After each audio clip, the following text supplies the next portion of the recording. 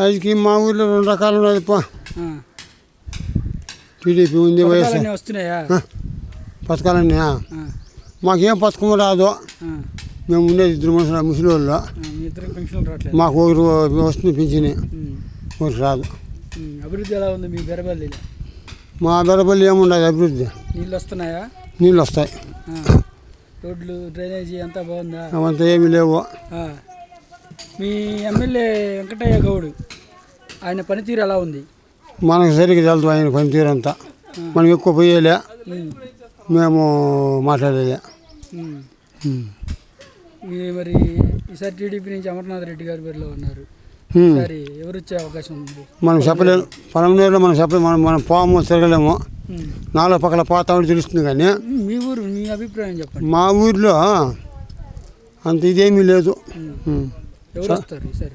అమర్నాథ్ రెడ్డి రావచ్చు. వస్తే ఖచ్చితంగా రావాలా లేకపోతే వస్తారంటారా? వస్తే ఇంకా మంచిదే. మనం ఏం చేస్తామా? ప్రజల్లో మార్పు ఎట్లుందో చెప్పలేను. ప్రజలు అందరూ చెప్పచ్చు, చెప్తారు. కానీ రేపు ఏం చేస్తారో అటు బూతైపోయినప్పుడు ఏమేం చేస్తారో అది కదా. Please like and subscribe eagle Andhra.